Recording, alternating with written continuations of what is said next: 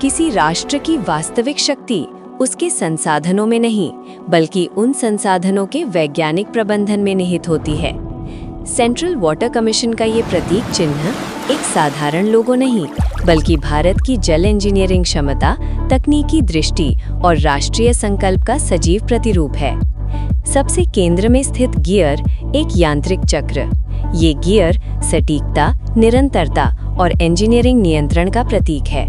ये दर्शाता है कि जल संसाधन प्रबंधन अब केवल प्राकृतिक प्रवाह नहीं, बल्कि डेटा, डिजाइन और निर्णयों द्वारा संचालित एक परिष्कृत प्रणाली है।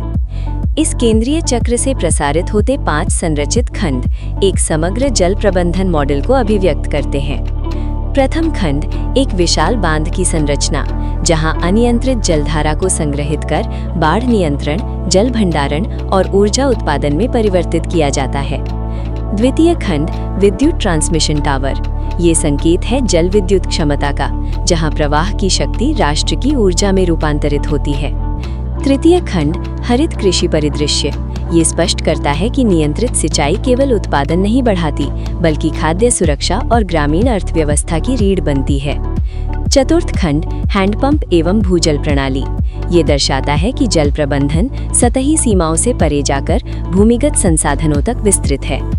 पंचम खंड जल वितरण एवं संरचनात्मक नेटवर्क, जहां इंजीनियरिंग अवसंरचना के माध्यम से हर क्षेत्र, हर समुदाय तक जल पहुंचाने की सटीक योजना निर्मित होती है। इन सभी खंडों को एकीकृत करता हुआ गोलाकार स्वरूप एक स्पष्ट संदेश देता है कि जल संसाधन अलग अलग इकाइयां नहीं, बल्कि एक परस्पर जुड़ी हुई समन्वित प्रणाली है। बाहरी परिधि का पीला रंग ऊर्जा, स्थायित्व और प्रगतिशील दृष्टिकोण का प्रतिनिधित्व करता है, और इसी पर अंकित द्विभाषीय नाम सेंट्रल वाटर कमीशन और केंद्रीय जल आयोग इस संस्था की आधिकारिकता, विश्वसनीयता और राष्ट्रीय पहचान को सुदृढ़ करते हैं। नीचे अंकित वैदिक वाक्य आपो ज्योति रसो अमृतम, ये केवल एक आदर्श वाक्य नहीं, बल्कि वो दार्शनिक आधार है जो जल को जीवन, ऊर्जा और अमरता के रूप में परिभाषित करता है।